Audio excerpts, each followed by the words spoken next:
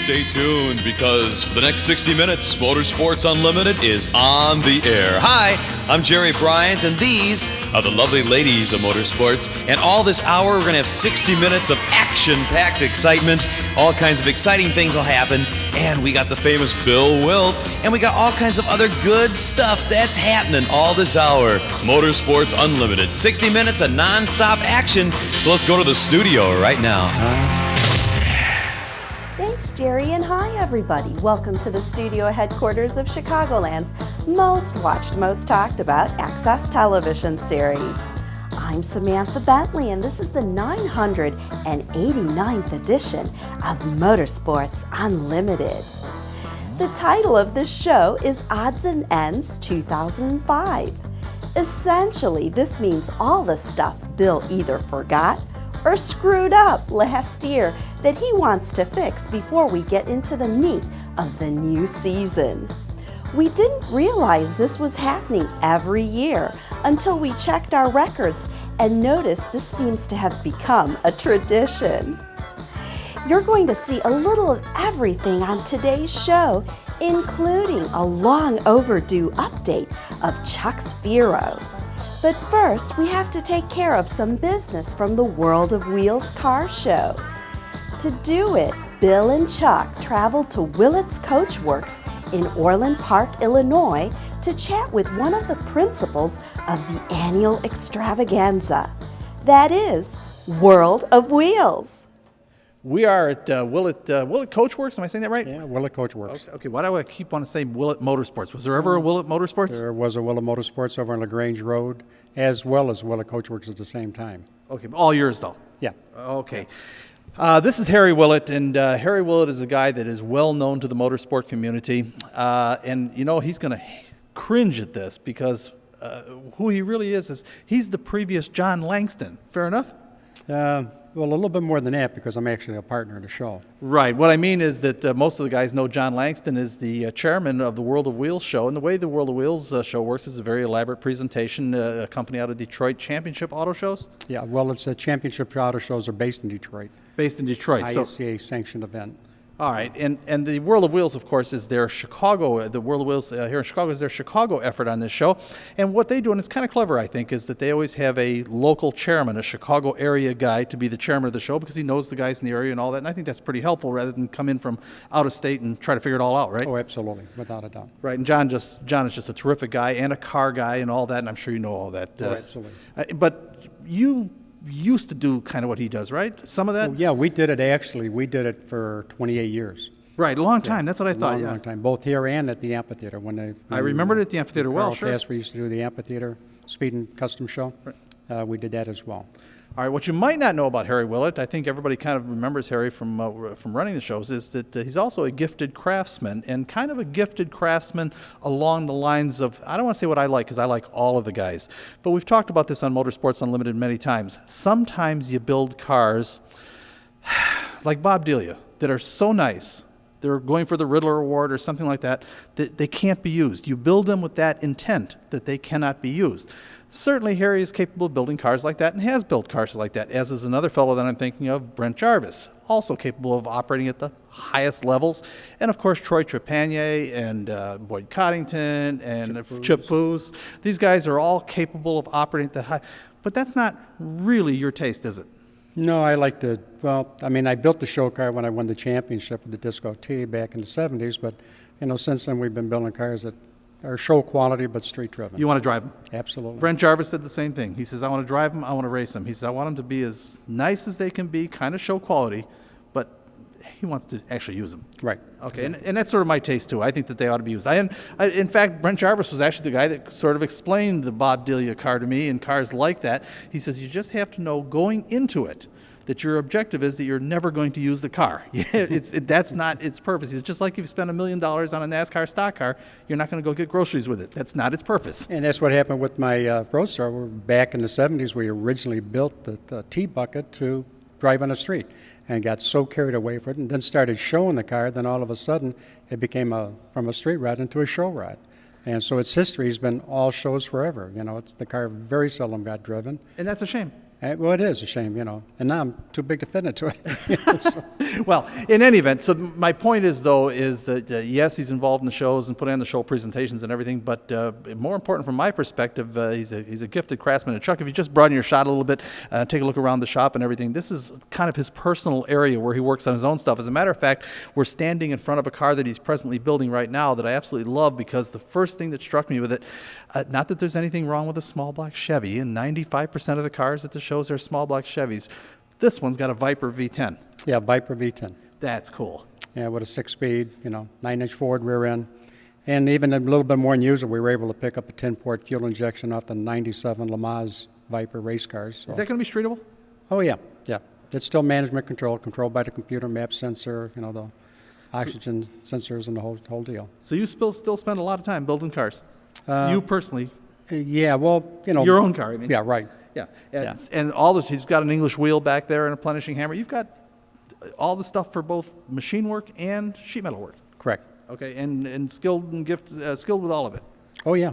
In fact, even our restoration shop, I'll still make all of the pieces that, for the restoration shop, and we have the guys weld them in. But I think that's great. And I really didn't know that about Harry, because certainly I was aware of Harry with the shows and everything, had some contact with him over the years. But really, because I guess I'm a north side guy and he's a south side guy, we really hadn't had a lot of contact. Now, all of this is a long way around explaining that apparently it is becoming traditional on Motorsports Unlimited that about this time of the year, every year, I have to do my confession show, meaning things that I was supposed to do that I didn't get done or completely forgot about or didn't have enough room for or what have you, because I just noticed as I was looking back for material about this show that apparently every year about this time I'm doing this thing called odds and ends from the previous year.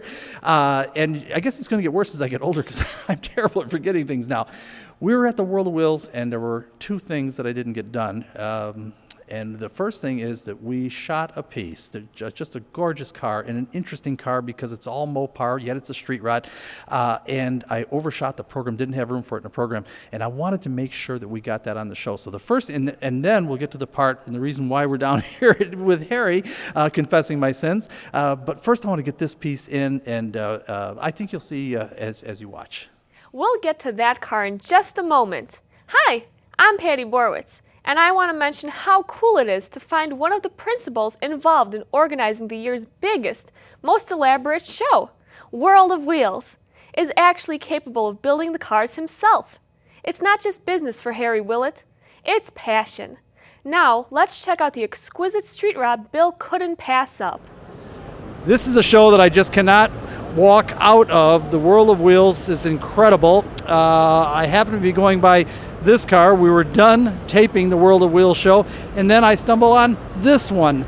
Now, this one in the grouping of the featured cars here is right along the same genre as the rest of them. Excellent, outstanding piece of work. The shocking part is, this guy did it himself. This is not a professionally built car. Well, certainly he is a professionally built car, but if you know what I mean, it's not a professional shop or anything, and what an exceptional piece of work. Easily the equal of anything else that we showed you on World of Wheels. So please, if you would, your name is? Bob Howe. Where are you from, Bob? Heartland, Wisconsin. And you are? Nancy Howe.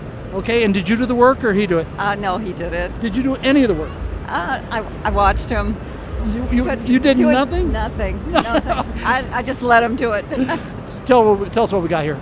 We got a 34 Dodge Cabriolet that's been modified extensively, 3.5 years on the project itself. I made over 150 pieces for this car. Everything is custom, one-off.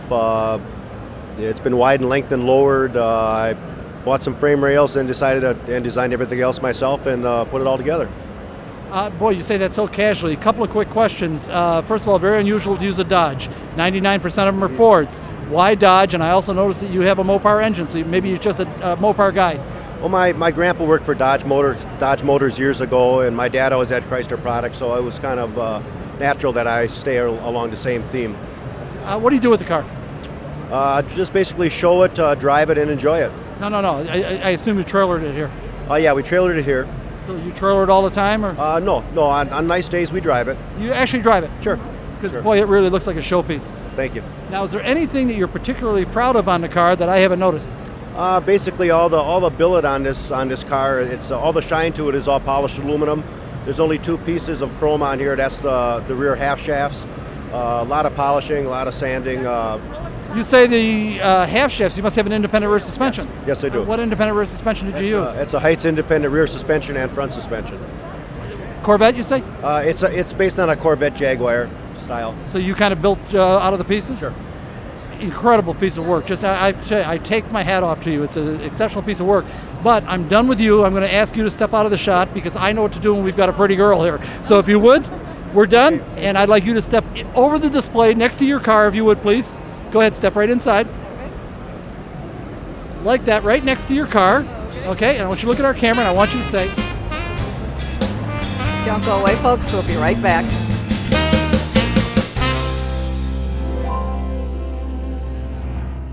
A great car that stands apart from the others because it's all Mopar.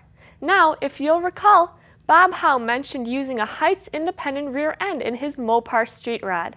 As luck would have it, Harry Willett is also using this unit on his new creation, and it gives us a perfect chance to take a closer look. I'm sure the audience would agree that all Mopar street rod was very, very cool, and that's why I couldn't walk past it. I had to shoot the piece, even though I was aware that we were really at the edge on time. So it's something I really wanted to get on. I wanted you to see, and it's a great car is never a waste. And that's one. I've got one more little thing I want to look at here.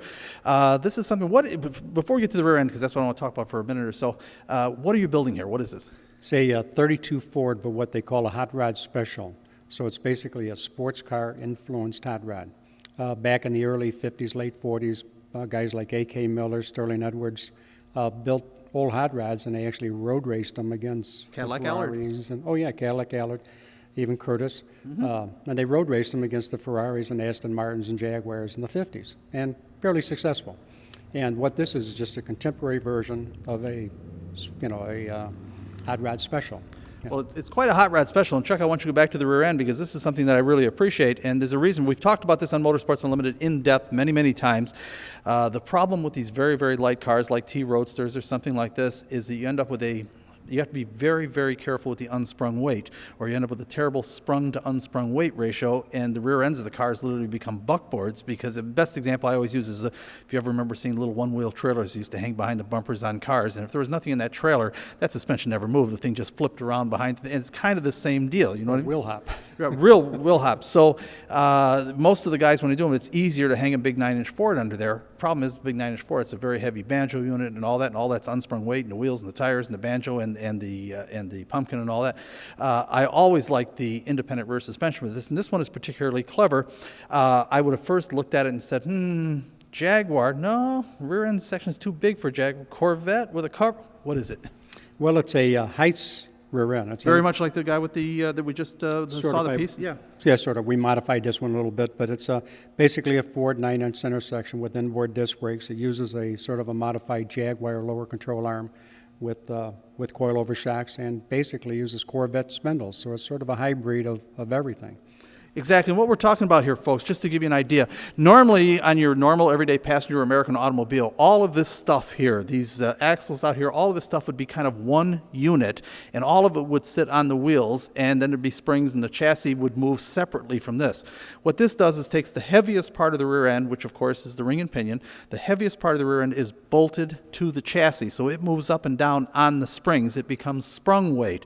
Then the next heaviest items are the disc rotors. Those are also heavy, and the calipers. By making them inboard like this rather than outboard by the wheels, you also make it part of the sprung weight of the vehicle. So what you end up with is unsprung weight are the wheels and tires, of course, the hubs that bolt to the wheels, and a percentage of the half shafts become part of the unsprung weight, and all of this stuff, the real heavy parts, become part of the sprung weight. Much, much better handling and ride. Absolutely. Yeah, big payoff to do all this, but hard work. Right, exactly. Great car. Do you have an idea of target date for finishing it? I'm going to have it done this summer. I want to have it done because, this in 07 is going to be the 75th year of the Deuce Roadster, and that the Deuce Roadster is sort of the epitome of hot rodding, so it's going to be like a celebration of the 75th, It'd be great. I can hardly wait to see it. And this one's going to run and you'll be able to use it. Oh, yes, absolutely. Yeah, I know how you are. Now, I have welled up enough courage now because now we're going to face Harry's wife. And this is probably the most important part of this. You're going to hear in a minute how stupid I am. Sometimes I don't believe. If you remember when I did the motorcycle road trip, I forgot where I was going en route and changed my direction. And after a while, I said, I wonder when I get to Nauvoo. Oh, no, I forgot where I was going. So this shouldn't be a surprise to anybody. Bill's really not that bad. He's being a little hard on himself because he feels badly when it happens. Forgets something. He has an awful lot on his plate to keep track of. Let's see what he forgot that bothered him so much he and Chuck traveled to Orland Park to fix it. We're in Harry's office now, and I guess I shouldn't say Harry's, I should say Cheryl's office, and you're going to meet her in just a moment. And the picture that Chuck started on, is one of the cars that Harry built over the years. As a matter of fact, Chuck, broaden your shot for a minute, and maybe we'll be looking at some of these other things, and just show the audience what we've got up on the walls here and everything. This is truly a guy that loves his work, and everything up here is either something that he's built or rebuilt. So there's a lot of history right here in the office. Now, I've got to face the music. Please tell those who you are. I'm Cheryl Willett. Cheryl, what was I supposed to do down at the World of Reels car show? I believe you were supposed to be filming us. Yes. In fact, I even told them. They were down in the show office, and I was getting ready, and I said, okay, I will catch up with you guys later when we're doing the show because we want to talk about this brunch that you're putting together. And I say you're putting together. It kind of means Cheryl's putting it together. Am I right? I do the backup work. Yeah, like all the women in motorsports, she does all the work, that's for sure. In any event, Harry and I, while we share a lot of common interest and do a lot of the same things, we are completely different people. I'm very definitely an upfront type A personality guy, and if I know I'm going to be for television, I'd be circling. Harry, on the other hand, is very laid back. I never saw him the rest of the show, and I'm sorry, I totally forgot. I thought you'd be circling. No, but we do want to promote the event. I know you do, and that's why I said I got to make up for it. I felt badly about it, especially because it is so nicely done, and I can tell that there was a lady's touch there. I've attended it for 2 years now, and what they're doing is they're putting a brunch together, and they hope it to grow into a really big thing. Now they're not copying off of anything, but as I understand it, in Detroit, the Championship Auto Shows thing, they have something they do with the Riddler Award, something like that. Yeah, in Detroit they have an event called the Circle of Champions, and it's a Saturday brunch, and it's basically the past winners of the Riddler Award as well as people that has helped the Cobo Hall or Detroit Autorama. What we wanted to do is do sort of a stylish brunch, but we wanted to recognize other people outside of the industry as well as within the industry, and we have basically created the Legends of Motorsports Guild Lifetime Achievement Award brunch. And we have 3 categories. One being racing, which covers any and all type of racing, whether it be drag racing, motorcycle racing, oval track, it doesn't matter. Then we have a custom category, which is fabricators, builders, even designers. And then we have a media category, which is writers, photographers, and promoters. And each year we pick one individual from each of those categories. Last year we had Arnie Beswick for the racing, and we had Willie G. Davison from Harley Davidson for the design, and we had Dan Jellica from the Sun-Times automotive writer. Do you recall who was from the year before? I shouldn't do that to you without asking you beforehand. It was Broadway Bob. Broadway Bob was the very first inductee, and he was the first year. a fine inductee, by the way. Oh yeah, absolutely. Covers almost all of those. Yeah, no, it really, when I think Kevin Dawson, the owner, operator of Lake Geneva Raceway, probably said it best. He says, if the encyclopedia has a place for the word promoter, they just ought to put Broadway Bob's picture there. Absolutely. And still so today. Without a doubt, absolutely, sure. He's a great guy and just a perfect first inductee. So then I went to our partners in the show and said, you know, we need to do something like this in Chicago, but we wanted to do something a little bit more special, and it has worked out very well for us. You know, it's in it. This past year was the second year. We're going into the third year, and it's something that's open to the public, and I'd actually like to see it grow to something where we can do it on a Saturday night as a part of the awards presentation for the exhibitors in the show as well. And so hopefully that's where it's going to end up going someday. Well, I think that'd be cool because you could turn it into a very elaborate production, although it's already pretty elaborate. And that's the thing that I wanted to comment on. Cheryl, you're to be congratulated. Now, I know, well, I don't know. Harry's a very detail-oriented, meticulous guy, but somehow it struck me there was a feminine touch there. The presentation, the centerpieces on the tables and all that, it had to be all you. Yes, it was. Do you enjoy putting all this together? Yes, I do, and we doubled from the year before. Double the attendance from the year before, so I think you guys are on the right track. I make the point on Motorsports Unlimited over and over again that it's really the women in our sport that do the work, and I'm not I'm serious about that. You go to a road racing, you're familiar with road racing, right? Oh, sure, absolutely. Who does the scoring? Oh, yeah, yeah, right. Without them, we're dead. That's right. Who keeps all the records, keeps all the books on it? They do. They do, exactly. Without them, we're just strutting peacocks with no record of what we did, and nobody got any trophies, or you know what I mean? Well, I can certainly say she's been the backbone of my life. Yeah, without question. And what we don't do often enough is thank them. And so I try to on Motorsports Unlimited when we run into these opportunities. You did a great job on this brunch, and we do thank you. Thank you. Plans for you? Can you reveal anything for your plans for next year? Have you thought about it yet, or no? Well, we have plans, but they're not for public knowledge right now of who's going to be our inductee next but year. what about, it almost seemed to me like each show had almost a little bit of a theme. So I'm talking about the decorations and all that. It kind of felt that way. Now, do you have something in mind for next year, or you don't want to reveal any of that? No, not Okay, yet. she won't tell me. It really depends on who we're having. Like with the very first year, all of our centerpieces, she was able to get little Broadway Bob bobbleheads. And Right, that's right, yes. This past year, we had some Arnie Beswick's toys. We had some Harley Davidson mugs for centerpieces, and then we had some. I think they were like a hand with a pin in it for the media award. So all of these were centerpieces on the table, and depending on where you sat, and then whoever leaves, and obviously ends up. I think how did we work it? Who's ever closest to the age of the last year was the 44th annual World of Wheels. Whoever was closest to 44th got to take the centerpiece with them.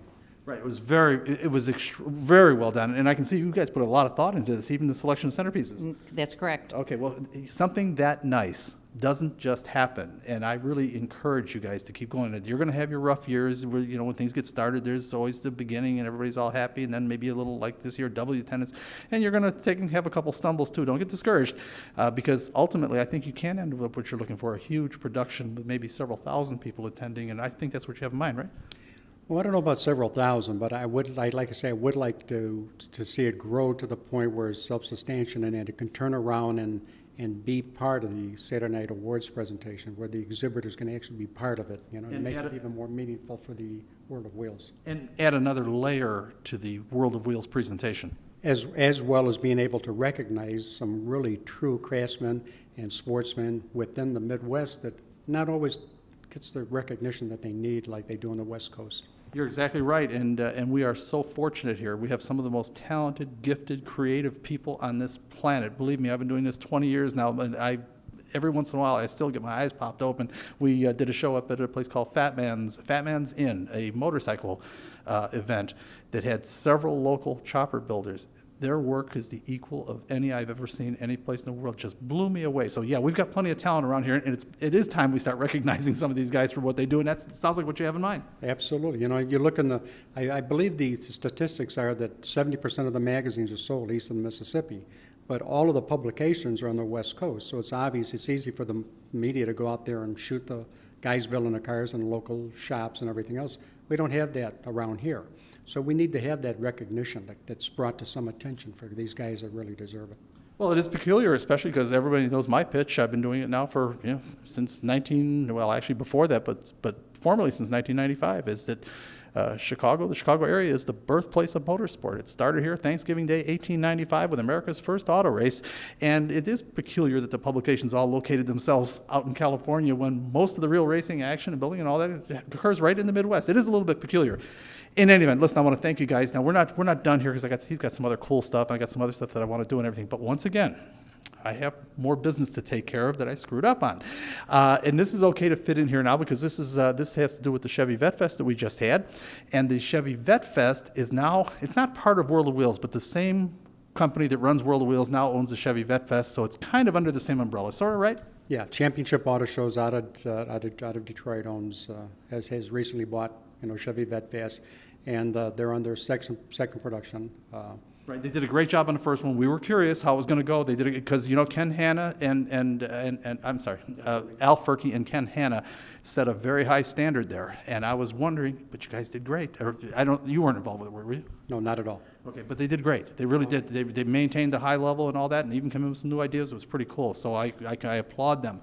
In any event, American Street Machines, one of our favorite car clubs because of our connection with Janine Lauschat and Art Lauschat for that matter. Art Lauschat originated the club, and they've been very helpful to us, including when we were shooting at Chevy Vet Fest. The president of the American Street Machines spent all day with us, holding back crowds so we could take our pictures and all that, and wanted to include a piece with them at the end. And the guy that we brought out was a new member of the club, and we ran out of time just after he introduced himself. We didn't get to talk about his car, so I want to make sure that we get this done. And my apology. I'm old, guys. I'm old. This is what happens. Of course, Chevy Vet Fest, like World of Wheels, like all of these shows, depends heavily on the participation of car clubs. And there are a number of car clubs here today, and obviously one of our favorites is the American Street Machines Car Club because these folks got involved with us many, many years ago, and Janine Lauschat has become an integral part of our program. As a matter of fact, we don't have Janine Lauschat here today. We have a substitute Janine Lauschat, and I want him to introduce himself. He's been helping us all day. Tell the folks who you are. Hi, I'm Matt Fields, president of American Street Machines Car Club. Trying to fill in for Janine. Trying to fill Which in, but means my what? hair doesn't look as good. Well, that's not the only thing that doesn't look as good, but what he's essentially doing, show the audience what you're doing. Well, She's doing this. I'm doing this. Yeah, you do. I'm stopping people from getting in the camera shot. Anyway, and you're doing a great job. We Thanks appreciate a your lot, help. And as I said, the car club participation in all of these shows is really, really important. And Chuck, if you swing your camera shot around over there, we've got the North Shore Corvette Club, a very, very active car club, also participating. All of these shows depend heavily on the participation of the car clubs, and they really, the show operators and promoters always ask me to please acknowledge this because they so appreciate it. Now, we're going to talk to some from American Street Machines. We've had almost all their cars on before. We haven't had this one, so this must be a new guy, and you are. How you doing? My name is Bob Damon. Bob, tell us about your car. It's a 1965 Impala. It's original evening orchid color from 1965. I put some rims on it. The fenders say 327, but it does have a big block in it. And I pretty much did all the work myself. When you say you did all the work yourself, you installed the engine yourself? Installed the engine myself. I painted the car myself. No. You did the paint? I did it myself. Wait just a minute. Whoa, whoa, whoa. By the way, folks, we're going to be going out on this one. I want to take a close look at this. This is not easy. Boy, I am impressed. I am impressed. What kind of paint is that? The paint is actually, it's made by Matrix, I believe it's called. And it has a PPG clear over the top. Okay, so it's a base coat, clear coat kind of paint? Base coat, clear coat. It's gorgeous. You did a great job. Are you a painter? And by the way, if I didn't say it before, we're going to be going out on this one. Go ahead. I'm a diesel mechanic.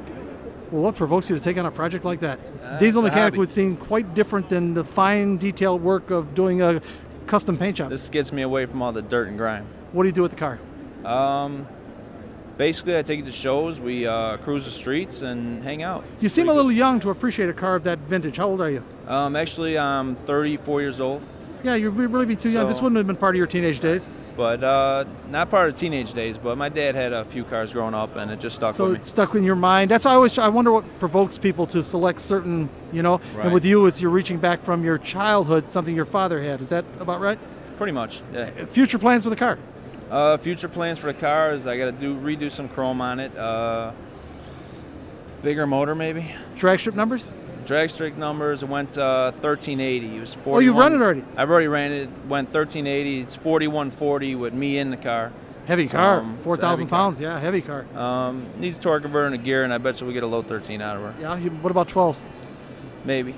Are you interested in that part of it too? Oh, sure. Okay, great. That's my kind of guy. I like them when they look nice like this, but I like them when they're fast too. Anyhow, Chuck, if you would show the audience the car. And a new member, by the way. Yeah, I'm one of the newest members. One of the newest members of the American Street Machines. Great car. Bob Damon is a great guy and one of the American Street Machines' newest members. They were so pleased Bill was able to get his car on the air, and they're sure he'll be too.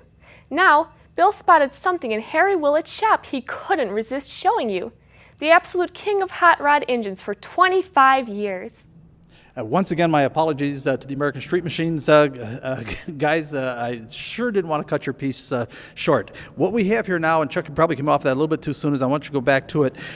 We just happen to have an opportunity here at Harry's place because he has a flathead Ford V8 engine, done the way it would have been done in the early 50s. Now, why is this engine important? Well, if you think the small block Chevy is important, you are looking at the one that preceded it. For 25 years, this was the hot rodder's choice. And this one is done pretty much the way they would have done it back then. It has two Stromberg 97 carburetors. It has Offenhauser cylinder heads on it.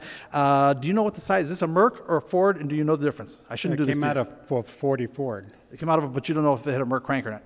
I don't know if it has a Merc. Okay, because you're, I don't know, you the same age as I'm 62 years? Yeah. Okay, so did you ever, because you know what the difference was a quarter inch longer Merc crankshaft. Right. Yeah, and so my guess would be this one has it. I don't know. This has been modified. It was modified, I understand, 12 or 15 years ago, so I'm not for sure what's inside it. We've never taken it apart or... Okay, I'm going to try to do this, folks, and one of these days I'll have all the props I need to really explain this, but I'm not kidding when I say, and I'm sure you'd agree, Harry, 25 years. This was the motor. This was the small block Chevy from 1932 till 1955. Agreed? Yep, okay. This was the one that all the hot rodders wanted. It was a V8 engine, and when we talk about flathead, the reason we call it a flathead is if you notice, these are the heads, and they're flat. When you look at an overhead valve engine, there's always some kind of a stamped or cast cover that covers the valves because the valves are up here in the head, and there's some kind of a cover over it, which would be not a flat head because the head isn't flat because it's got the cover for the valves. This engine has the valves in the block, and it makes a very compact engine. The problem is it's just strangled for breathing, and there's also some heat problems with the exhaust valves because it's got all the exhaust heat going through the block and all that. But for 25 years, the flathead Ford was absolutely the king of hot rodding, and it's just interesting to happen to see one sitting here done up the way it would have been done in the period. Now, all the younger guys out there don't have a guess what I'm even talking about, and it's interesting how we lose our history, isn't it? Yes, it is. And I'm wondering if 25 years from now, the small block Chevy will be forgotten and people will be talking about Subaru turbocharged. You know what I'm saying? I'm sure it will be. In fact, I've told people say to me, well, you should buy this, you should buy it. I said, guys, if you were smart right now, you'd be going out and getting a bunch of Subaru, the STI, the 300 horsepower turbocharged version. Keep them in a warehouse for 30 years because they'll be going for $1 million like the Cuda, the Hemi. You know what I'm saying? Yeah, I don't know about that. Well, probably more than $1 million well, you know what I mean, between now and then, yeah. Right, because things are changing like that. That is where all the young people's enthusiasm is and all that. I just don't want this stuff forgotten. This was cool, part too. Of your environment, what you're raised with. You're exactly right. And the guys that are teenagers today, fooling with those cars today, when they get to be 45 or 50 and have some money, they're going to reach back to their teenage days. Absolutely. And it won't be for flathead Fords, and it won't be for small block Chevys. It'll be for what they didn't. Follow? Absolutely. Turbocharged Mitsubishis. Absolutely. And it's cool, too. It's all cool. There's none of this stuff, including this. There's none of this stuff that isn't cool. I can have great admiration for these things. As a matter of fact, I fell in love with the sound of the V8s listening to one of these. Well, there's been a tremendous upspring in these flatheads now. You know, a lot of new cars that are being built back to the nostalgic late 40s and early 50s. See, I mean, I actually purchased this because my son wants to do a 29 Roadster and wants to make sure it's a nostalgic 1940, 50 style car. What he's got to do is go and see the movie. I've forgotten the name. It was Pat Boone movie, County Fair, is it? You know what I'm talking about? It had the 44 in it? Yeah. With the flathead. It gives you that feel for the period. In any event, enough of all this. This is the old days, but again, very important that we don't lose our history and lose our heritage. You know, if you're going to know where you're going, you kind of have to know where you came from. 25 years, the engine in hot rodding. Now we've had the small block Chevy for, I would say, 50 years. The engine in hot rodding, and that too will change, and the next generation will also be cool. Now, I've got some other things to get caught up on. Once again, this is a show where I'm trying to get caught up of all the things that I'm supposed to have been doing and didn't get done. You know that we've been following Chuck Itzenthaler, our cameraman, built this incredible Fiero, and we followed it from the very beginning, from when he first acquired the first car, which he eventually got rid of and got a second car, when he first got a junkyard engine, not a junkyard, well, no, the first one wasn't a junkyard, the first one was a swap meet engine, went through that ordeal, went through the thing at ABC Auto Parts, the engine, and has had several different engines. Well, we want to get caught up now on where he's at. When we last left, well, I'll tell you what, I've got a little piece that we can put in that we shot a little over a year ago, and it'll give you a little bit of an idea of where we were then and our promise to tell you how it worked out, I think. So Chuck went whole hog on this one and decided to build a stroker 350. So this one is now a 383 cubic inch Corvette engine, and it is going to be turbocharged also. It was built to be turbocharged with forged pistons. I think 8.5, Chuck, 8.5 to 1 compression, 8.5 to 1 compression, forged pistons, high performance rods, steel crank, all of the good parts to withstand the additional power of the turbocharging. Now the question is, how do we get it? What do we do now? Do we put the turbocharger on it first or not? Well, Chuck felt the first thing we should do is get it in the car and get it running and sort out some of the problems. But while it was out, he wanted to address the clutch problem. And that's a little bit about what we're talking about on this particular update of Chuck's Fiero. We've given you a lot of information of what's happened since the last time that you saw the car. So there's been big news. Bigger engine, blower cam, blower pistons, and a turbocharger going on it, plus a bigger engine. But really that clutch problem has to be solved. That's serious. And the reason it's serious is that what happens on these engines, you know what, I'll tell you what, we're going to move some stuff around here a little bit because I want to show you the problem and what the solution is. Chuck thinks, at least this is what we're going to try, and of course we're going to report back as time goes by like we have with the rest of the project, exactly how successful these changes were. So don't go away. That was taped over a year ago, and we did indeed promise to get back to you on the results of the changes. So let's join Bill outside as he fills you in on what has occurred. This sticker from Daytona is particularly important in the ongoing saga of Chuck's Fiero. As Chuck pulls his camera shot back, once again, this is one of the prettiest, and I don't know whether to call it a street rod or a sports car. Matter of fact, I suppose if I gave it a little time, I could combine those two words. I just didn't give it any time. It is as much of a sports car as it is a street rod. It is as much of a street rod as it is a sports car.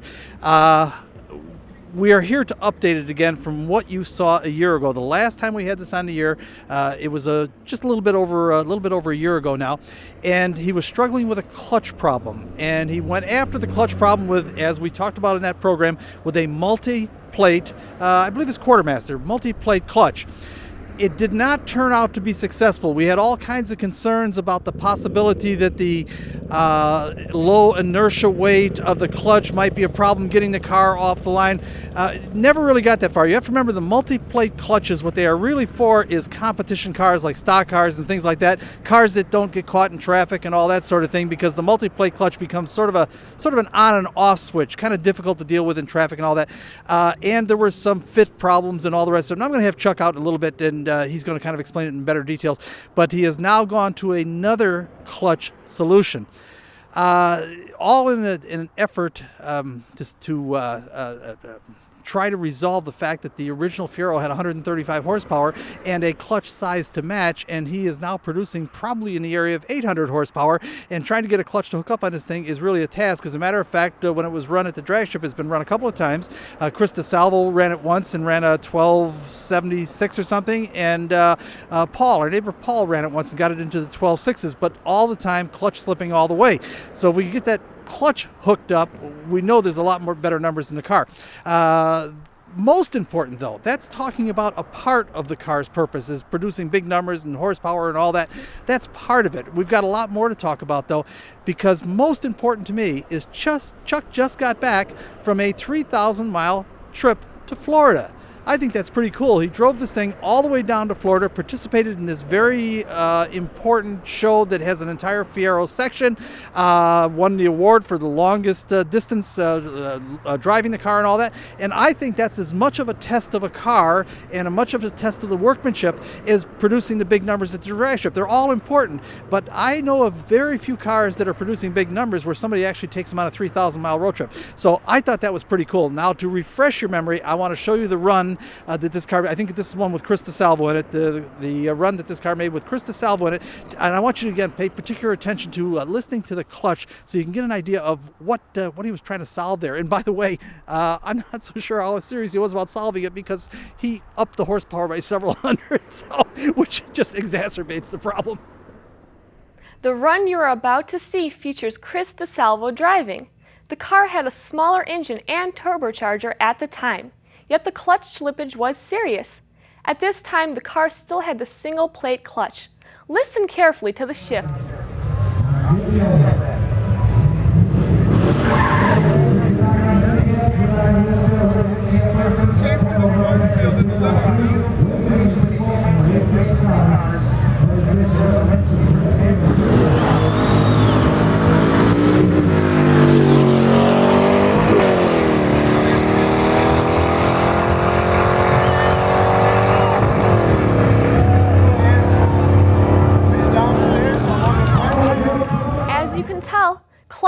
slippage was serious. Since that time, Chuck installed a larger engine and turbocharger, and more, along with a multi-plate clutch. Let's listen as he and Bill discuss it. As always, Chuck once again hates being in front of the camera. This is pure torture for him, but he's the one that did all the work on the car, and he's the one that can best tell us about it. Now, as you can tell from that run, if you have a good mechanical ear, the clutch slips all the way down the drag strip. We're going to talk about the clutch a little bit more because I've got another little clutch segment to put in this thing a little later. But before we do that, I want to update you on the car because a lot has been done. Now, we talked earlier that it's got the 383 motor, the stroker motor now with all the good parts, meaning the forged pistons, the steel rods and crank, and all the rest of it, all of the good parts in there that can tolerate the turbo because you were blowing motors using the cast pistons and all that. And we've already explained all that on the show. So that wasn't all you did. In addition to getting the bigger motor in there, bigger turbo. Yeah, I went with the appropriately sized turbo for that motor because I pretty much built the motor around the turbo unit that I was going to use, and went with bigger pipes and, so a regular professional setup on there instead of just let's put one on and try it. But in addition to the mechanical components, now of course you had the turbo to put in and build all new. Chuck, when you hopefully we're showing you some pictures. Chuck built all of this stuff. That the only thing that the turbo came in was just the turbo itself, and of course the factory fuel injection, the Corvette fuel injection, and he had to build all of the pieces that go in between, all the ductwork and all that. You also decided you wanted to be intercooled. Yeah, I found out that when we were just running it straight through without an intercooler with the old motor, even at low boost, temperatures were going up way too high and I was getting detonation. So I wanted Which may have been causing some of the piston failures. Oh, would definitely cause the piston failures, 16 of them. Okay, and so, but the problem was with the Fiero, because Fiero is a mid-engine car, when you have an intercooler, it's like a big radiator, a really big radiator. And the problem with the Fiero, of course, is it's a mid-engine car. That puts the really big radiator in the back of the car. That doesn't help you much. And if you put it in the front of the car, that's long ductwork going to the back, and you've got a whole bunch of ductwork to inflate, so you get turbo lag. How did you resolve all those issues? Well, some people that put the turbos on the smaller ones use a Saab intercooler, which is just a little tiny thing, and they put it in one of the vents. That was way too small for what I wanted to do, so basically I took the entire trunk out and put in a big intercooler, fans to force it, and then ductwork to get it in and out of the car. Right, so essentially what he did was, instead of putting it out into the airstream of the car like you would with a radiator in the front of a car or something like that, essentially what he did was put it in the back, and with a couple of big fans drawing through it, you turn on the fan switch, and matter of fact, the fans turn on automatically if I'm not mistaken. Yeah, they go on automatically. What prompts them? Temperature. Temperature, so as soon as the temperature starts coming up, the fans pop on and brings the temperature in the intercooler down. Right. Okay, that's not all you've done to the car. Give us the rest of the details. Suspension. It's got all tubular A-arms. I put 2-inch aluminum drop knuckles in the front. Changed the brakes around a little bit to make them better. I've got a parking brake that works. Which was not an easy thing, by the way. When you have disc brakes all the way around, parking brakes can be a real pain. Yes. And the one thing that I think, as far as the styling of the car is concerned, that I think has made a huge difference is you've gone with kind of a monochromatic paint scheme in the engine compartment, and this meant removing the engine, the trans, the cradle, painting. This is not a small change. Well, not only is it monochrome, you don't see any more wires, and the firewall, which is normally where all that stuff is located, is now a flat piece all the way across, painted the same color as the car. Right, and it looks gorgeous. It's really, really a striking vehicle. Let me ask you something. The 3,000-mile trip down to Florida and back, tolerable or what? This is a hot rod. Oh, it was fine. The car ran great all the way. It's a fatigue. It's a long drive, but it steered fine, it stopped fine, and it ran fine the whole way. You got to be pretty proud of this. Now, we've got another piece that we want to put in because we do want to talk about this clutch issue, which is still, I would say, not resolved. Chuck kind of thinks it's resolved. I'm not so convinced. But once again, let's go back to a little over a year ago. Let's talk about a couple of problems he might have. He might have a hard problem getting off the line because he doesn't have enough rotating mass. On the other hand, when he sticks his foot in it, it ought to accelerate like a jet because there is very little weight to accelerate here. It may not make any difference that he has very low rotating mass because the Fiero is so light. Chuck, you weighed it, what, 2,750 something? 2,800 pounds with the Corvette engine, and it's a very, very light car. If he had a heavy car, if he had, say, a 4,000-pound car, 3,800-pound car, something like that, I'd be very concerned about not having flywheel weight to get the thing underway. But that's not the case. It's a very light car with a ton of power. I think it's going to be just fine. So why are we talking about all this is we want to just kind of educate you as to the thought process that goes into this. And the fun part of our sport is we don't really know. Chuck doesn't know. I don't know. We have our suspicions, we have our theories and all that as to how well it's going to work. But until he actually drives the car, he's not going to know. And, of course, we're going to report back to you how all this worked when these pieces all go together. As promised, time to report. All right, we were talking about clutches and the possibilities of how to do this. The problem with the Fiero is it was originally a 135 horsepower engine, and what did they have, like a 9-inch clutch or a 7-inch? What was it? 9.25 clutch. 9.25-inch clutch, and that's nowhere near big enough diameter to handle the some probably in excess of 800 horsepower you're making now. The most obvious thing seemed to be the multi-plate clutch because it gives you more surface area and all that, but you ran into problems. Yeah, I ran into a couple different problems with it. Go ahead, quickly. One of them is an unsprung hub, so it makes it almost undrivable as far as pulling away from a light. What he's talking about there is the clutch discs, the part that actually get turned by the engine that turns the transmission shaft, typically have a spring in them. They're sprung to get a little bit of a softness when you let the clutch out. And on racing applications, they're solid. They don't have any of that, and it's jerks you every time. Right, and I understood that going in. Absolutely. And it hooked up fine. I couldn't slip that clutch, but there was some clearance issues, and 99% of the time I drive this car in the street. You know, it's my regular car, so it might be worthwhile in the future to get the good drag strip numbers to solve some of the issues with that clutch, just to take it out to the drag strip with it? Yes, but I think the one that I got now probably will work. What do you have now? I've got what it's called a Spec 3 Plus clutch. It's a single plate clutch, but it's a full metal plate on both sides. Okay, and how is it for drivability? Much better.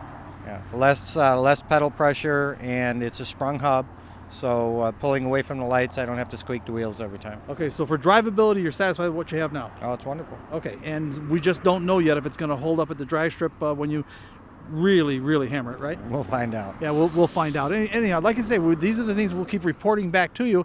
Now we've got one more segment we want to put in here before we run out of time on the program. Well, we'll let it explain itself. Chuck has the patience of a saint. This is the finished product of a wiring harness when you put a Corvette engine in a Fiero. Remember, these cars are all computer cars now, electronic fuel injection, electronic ignition systems, all interrelated with each other, and the wiring harness has to be built specifically for that. And Chuck got so far into this, and this, believe me, takes hours and hours and hours, and every single wire here has to be traced and has to carry a certain amount of current and give you certain values and all that. And he's gone through that so much so that he actually built a board so that he could build the wiring harness and have all the pieces on. Am I correct? Yes, I built one wiring harness on the car and wanted to build a few more. And so I took and laid out the harness on a board with all the connectors in the right spot. That way I can just lay out the connectors and connect all the wires up. And Chuck really gets into this stuff. And believe me, this I wouldn't have the patience for. You now also have the program so that you can reprogram the computer. Yes. But that part you haven't gotten into yet because you got to get it running again. Yeah, first you got to get running, and there's actually 2 stages to the programming. One is to turn off the things that are Corvette related or F-body related that are not related to Give me an example. Well, there's 4 O2 sensors in the newer cars for emissions checking. Well, they don't qualify for this one, so we eliminate 2 of them and just leave the 2 that are for running the engine. So you have to go in and reprogram the computer to not see those. And a few other things, fan control, temperature control of when the coolant fan comes on. A lot of little things that are different for this kind of car. I was going to say, wait a minute, the Fiero, though, has a coolant fan on the radiator, an electric fan. Yes, but I don't want it to turn on at 230 degrees. I want it to turn on at 160 degrees. So you reprogram it for that? You reprogram the temperature, yeah. Okay, this is really quite a chore. About how long, and believe me, I know this because we're friends, and I know how long he's been working on it. About how long to build one of these harnesses? To assemble one on the board, it's 9 hours. And then to put it in the car? about 10 minutes. About 10 minutes, so all the work is on the board. Yeah, all the work's on the board. Once again, that was shot more than a year ago, and since that time, Chuck has gone through several generations of computers, trying to find the one that is able to handle all of the information he wants to feed it. Let's listen as he and Bill discuss it. Well, some things don't change, and certainly Chuck does have the patience of a saint when it comes to all of this computer stuff. We put the laptop computer on top of the car. Chuck has spent a great deal of time lately because, as we mentioned, I think we mentioned in that piece that you can't really do anything until it's running, and then you can start making the adjustments. What are you working on? Well, right now I'm working on drivability issues and performance tuning. Okay, when you say drivability issues, be more specific. When I'm just driving down the street at 30 miles an hour, it needs to pass emissions and drive smoothly. Okay, and what do you do to change that? There's little things that change. When I change the fuel injectors and that, and it's a different size engine, you have to adjust the programming for the components you have. Is this... Now, you've been a computer guy as long as I've known you, but this is all different. Do you find it some joy in the learning process of it? Oh yeah, it's a big learning experience. It's something I've never dealt with before. I'm a carburetor guy, so this is mystery, but I'm sorting it out. It's actually making sense now, and I'm able to go in and make the changes I need to make as I go along. And are you able to see that what you're trying to change, you're actually feeling the results that way? Not only can I feel them, I've got a wideband O2 sensor, which you have to have for tuning a car, and I can actually read it right off the computer on exactly what the car's doing when. Right, because very often Chuck will take the car out. He's got a little area, I won't tell you where it is, a little area where he tests it a little bit, and he goes there with the laptop computer sitting on the seat next to you. Yep. You make your runs and your passes, and then start studying what the results were. Yep, you bring it all back, and you start looking at the graphs and say, I need to change a little bit here, a little bit there, and sometimes a lot there and a lot there. Well, there's no question in my mind that when you find, because this thing right now, full throttle, you're happy. Oh yeah, it's a handful at full throttle. Full throttle is a handful. And give the audience an idea, by the way, you were fairly conservative all the way down to Florida. How many pounds of boost? I ran between 6 and 7 pounds of boost all the way down there, and I ran about 9 pounds on the way back, but that's way below what I could run. And when you crank this thing up, it paints you in the seat. Oh yeah, it's definitely a handful. All right, well, listen, I think we're about updated now. I think the most important thing, I guess the next time is what we got to do is get the bigger drag strip. Well, not that 1260 isn't bad, but we got to get the bigger drag strip numbers. And remember, my rules, no slicks. But most important is that I think 3,000-mile trip. That's pretty spectacular. I'll say, drag strip numbers are important, but Chuck's Fiero is a high-performance street car, and just completing a 3,000-mile trouble-free trip underlines the streetcar part. Now, with time running out, let's go back inside and wrap things up. The car on the left is another one of Harry's creations. As a matter of fact, I have a feeling from talking to him that that's one of his proudest pieces because apparently it still holds some records and it was built some time ago. Absolutely gorgeous. As Chuck pulls his camera shot back, I want to call the audience's attention to the Whizzer motorbike sign. My first motorcycle was a Whizzer motorbike when I was 13 years old, and I certainly haven't forgotten the experience. I can't say it was a wonderful experience, but it was my first motorbike. And by the way, before you come too far, Chuck, I want you to go back on that wall. It's absolutely beautiful, the mural they got. I love it when I run into people that so clearly and obviously love their work. And you only have to spend a few minutes around here to say these people love their work, the decorations and all of the rest of it. Now, we're going to be going out on this piece. I want to warn you in advance because, as I've proven so many times, I can't stop talking. First of all, I want to thank you guys. It's been a delightful day here today, and I want to once again apologize for screwing the thing up. And I will tell you this, I talked before about the women in motorsport and how important they are. My Chris was so important to me, and if it wasn't for her, there wouldn't be a Motorsports Unlimited. Trust me, those kind of oversights would not have happened had she still been alive, because she was constant. Bill, don't forget this. Don't forget, I'm truly lost without her. So those things would not have happened had my Chris still been around. We're in kind of like the work area here now, and I just for a moment mention a couple things. Xk120 Jaguar, very cool. Yeah, actually 140, but it's a 140. Yeah, basically same car, little few changes, but in different year. 56. Yeah, 120s would have been what, 53? Up to 53. 53. Okay, I'm sorry, boy, I thought it was a 120. Okay, and what are you doing with it? That is it's going to be a structural restoration. We bring it up to body and paint, then we give it back. We're doing that for a restoration shop. Okay, and the other thing that I find kind of interesting is over there on this side, Chuck, if you would take your shot over there. I know you can't see a lot of it because we got stuff in the way and everything. You got a big rotisserie. Yeah.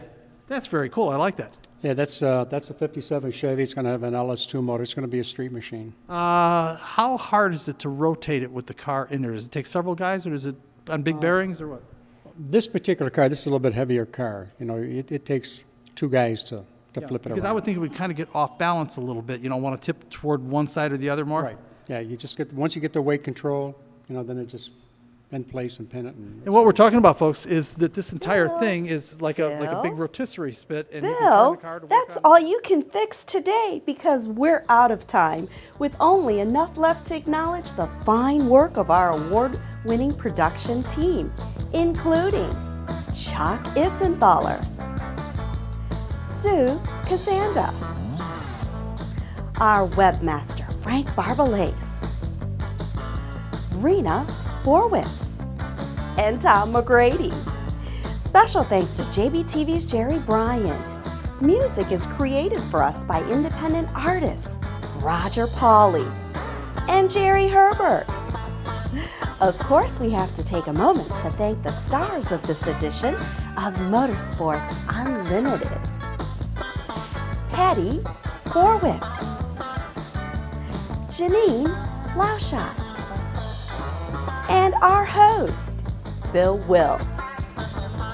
Me, I'm Samantha Bentley, hoping Bill is a little more careful this year.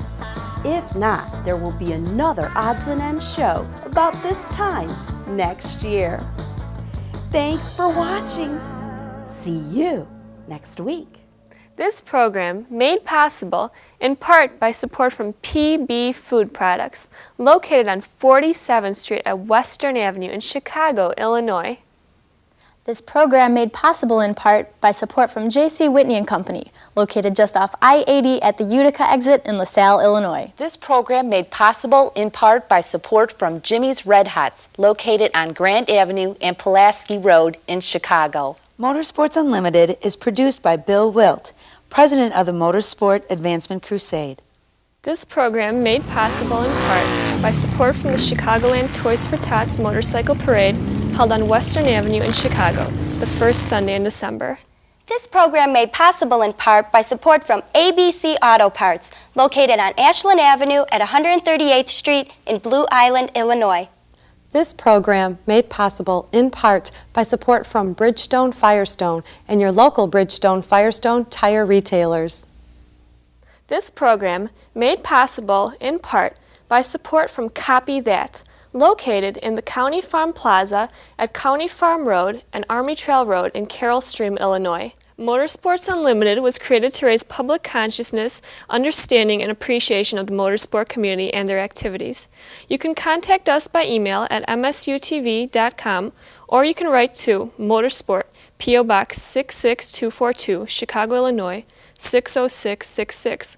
We enjoy hearing from our audience. Please let us know what you Next think. week on Motorsports Unlimited, we're going to tell you about a very special air show coming up June 11th, 2006 at the Lansing Airport. It involves the 80th birthday of the last remaining Ford hangar. In celebration, they're adding a bunch of stuff to their annual pancake breakfast fly-in, including Model A automobiles and a Ford Tri-Motor. To whet your appetite for sport aviation, we're going to show you some very cool airplanes all next week on Motorsports Unlimited. So that's it, another edition of Motorsports Unlimited and the lovely ladies of motorsports. And be with us next week because we'll have something real exciting. Bill Wildt's going to have the lovely ladies, and just about anything can happen right here on Motorsports Unlimited. Every week at this time, we bring you the best in motorsports.